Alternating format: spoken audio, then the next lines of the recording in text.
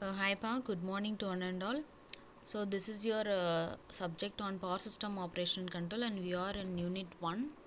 So we have almost covered some preliminaries of power systems, like we have seen what is the entire power system so called, and what is grids, and what are the number of grids available in India, how would become one nation, one grid India. Okay, so these are topics we have covered in your earlier classes, and today we'll see about some load characteristics of your power system. So the let us have a small recap. What is the objective of power system control? You have to maintain the quality of frequency and voltage. That is your main objective.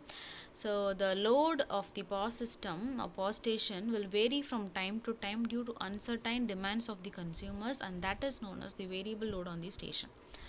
So what is variable load? Okay, what is variable load is that, for example, I might need fan at the time of summer season, and I will not need fan at the time of rainy season. So that is the demand, change in demand. For even in a day, in the morning time you will not need a fan, but in the mid of the noon of your day you will need fan, because it will be too hot. So that is the change in the load from time to time in a day itself. Okay, that change in the load is called as variable load. So based on that only the load characteristics will be determined. Based on this variable load only the load characteristic will be determined. Okay, what are the effects of loading or a changing of load on the power system? Is first of all, the generation of the power itself becomes costly. So how is that?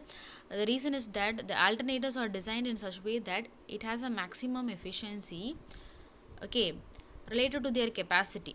When the load varies and becomes low, the alternator will not be loaded up.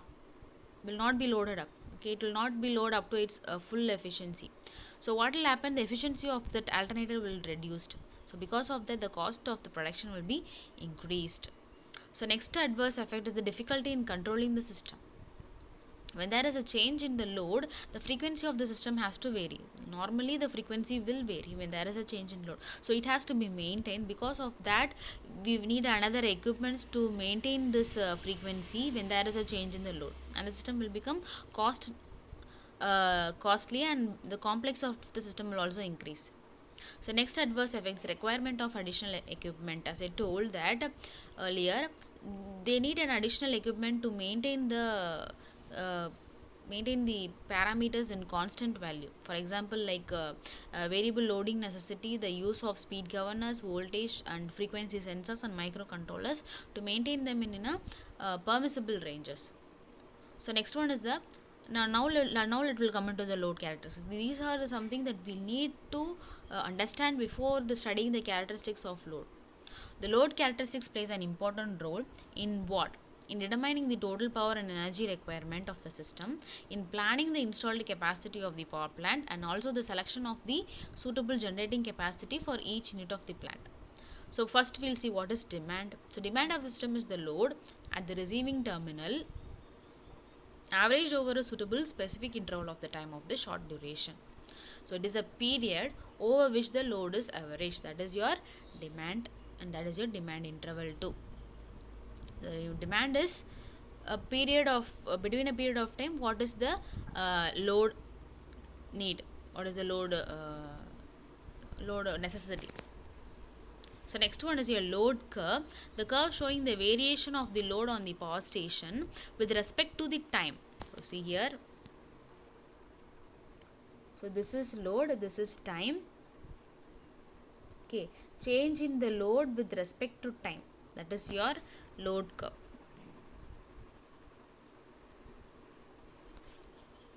Next is duration curve, load duration curve. So the load duration curve is obtained by arranging the magnitudes of corresponding load curve elements in the descending order.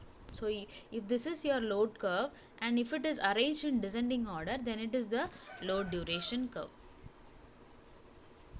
Okay, just the load and the time arranged in the descending order, then that is your load duration curve. Then what is finally what is load curve, and what is the average load? So the average load is that area under the daily load curve for 24 hours for 365 days. So that is your average, that is called as average. averaging the load curve for a particular period of time. So average load is equal to area under the daily load curves for a 24 hours. Then another terms to be studied are what is connected load. What is connected load is sum of continuous rating of entire load consuming apparatus connected to the system. Continuous it will take the power. Okay, that is continuous load. Sum of continuous rating of entire load consuming apparatus connected to the system. Then what is the maximum demand is that it is the greatest demand of the load on the power station during a given period. So if it is a 24 hours, at what time the maximum demand will get? Almost will get at the time of 9 to 10, because we always use most of the power is being used at that time. Okay, because in a kitchen they'll use mixies, they'll use grinders, they'll use light bulbs, everything, that morning period. So that time only you will get the maximum demand.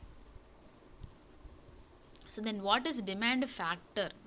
The maximum demand to connected load is your demand factor. How many connected load in a particular period of time to the maximum demand. Okay, what is demand factor? What is maximum demand to the connected load? How much loads are being connected? Then what is the average loads? So if it is daily average load, number of units generated in a day divided by 24 hours, and if it is monthly average load, number of units generated in a month divided by number of hours in the month. And if it's early average load, number of units generated in a year divided by 8760 hours. So it is very easy to understand. That is, okay, number of power generated to the number of period of time. That is your average load. So average loads occurring on the power system is in a given period is known as average load or average demand. Then what is load factor? The load factor is the ratio. So don't get panic. These are factors that has been involved in the load characteristics.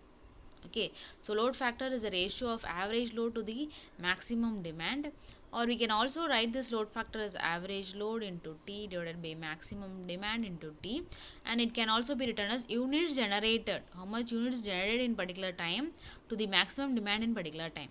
That is your load factor. Load factors may be daily load factor, monthly load factor, and annual load factor. Load factor is always less than 1. Higher the load factor of the power station, lesser will be the cost per unit generating. The next topic is your diversity factor. So what is this diversity factor? Is sum of individual maximum demands. What is it? Sum of individual maximum demands. Okay, that maximum demand divided by the maximum demand on the power station. Okay, that is always it should be greater than 1. Greater the diversity factor, lesser will be the cost of generation of the power. So you understand properly. So diversity factor is equal to sum of individual maximum demand. So when you see problems, you will have a clarity. Divided by the maximum demand on the power system. Next one is a plant capacity factor. So it is the ratio of the actual energy produced to the maximum possible energy. So we have a actual energy produced and divided by the maximum energy that the plant can be produced. So for example, I need only a 220 volt. Okay, sorry, so I have to only consume only my fans and light during the time of night hours.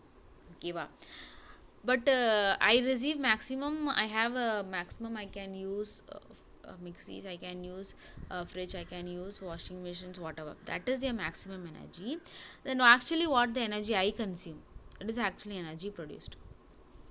Okay, but the actual energy produced by the generator to the maximum energy that can be produced. ஓகேவா, எவ்வளோ energy produce பண்ண முடியும், ஆக்சுவலாக எவ்வளோ produce பண்ணுறாங்க, divided by மேக்ஸிமமாக எவ்வளோ produce பண்ண முடியும். ஸோ அதோட ரேஷியோ தான் we called as plan capacity factor. So that can be return as average demand into time divided by plan capacity into time. That is also equal to average demand divided by the plant capacity. பிளான்ட்டோட capacity factor.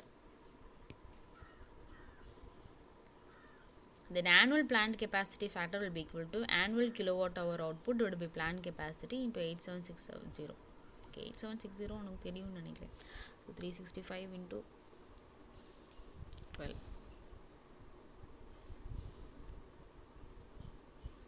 Okay, then reverse capacity. What is this reverse capacity? Is plant capacity minus maximum demand. So reserve capacity. Reserve na you have to maintain some generators when there is a increase in demand. Okay, that is your reserve. Reserve பண்ணிருக்க அந்த மாதிரி சொல்கிறோம்ல அதுதான். So reserve capacity is equal to plant capacity minus maximum demand. The next factor is your plant use factor. Okay, use factor அப்படின்னா so station output in kilowatt hour divided by plant capacity into hour of use. So மேக்ஸிமமாக அந்த ஸ்டேஷனால் எவ்வளோ கொடுக்க முடியும் divided by பிளான்ட்டோட அந்த capacity into எவ்வளோ மணி நேரம் அந்த பவரை நம்ம யூஸ் பண்ணியிருக்கோம் from that plant. Okay, that is your plant use factor. So plant use factor is equal to station output in kilowatt hour divided by plant capacity into hours. Okay, then there are different types of loads. These are the we have up to plant use factor. These are some of the load characteristics, and it has the questions will come from all these factors. So it will be just a direct question. Just we have to the given will be power. What is power in watts, kilowatt hour. Then they might have given hours of usage of that load, then ask load duration curve, load curve, and find out plant use factors, find out demand, find out maximum demand. That will be questions arise in this load characteristics topic. So first unit, when you compare to first unit, the problems will be based on the load characteristics, and other things will be only theory. So there are some of types of loads, domestic loads, commercial loads, industrial loads, and municipal loads, irrigation loads. Okay, so the 5 broad characteristics as we have already told, that is domestic. So demand factor will be 70 to 100%, and diversity will be 1 to 1.3, and load factor will be 10 to 15%. And commercial, for a commercial the demand factor will be 90 to 100. See, for diversity it will be 1 to 1.1 to 1.2, and load factor it will be 25 to 30%. And similarly for industrial and agriculture and other loads. சரியா? So the commercial and agriculture loads are characterized by seasonal variation. We know that because only on seasonal the loads will be vary. So for example, when you take a agricultural load on the time of rainy seasons, they will not much take the consume power.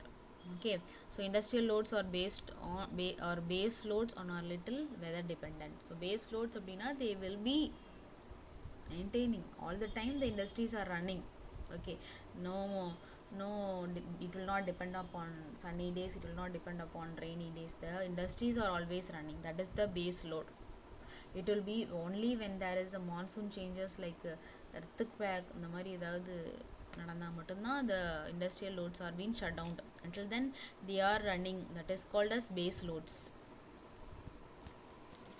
Okay, so today we have seen about load characteristics and some of the loads. Okay, and also the factors that depending upon the load characteristics, and we'll see in next class we'll see about some problems related to that load characteristics. Thank you, ma. We'll see next class.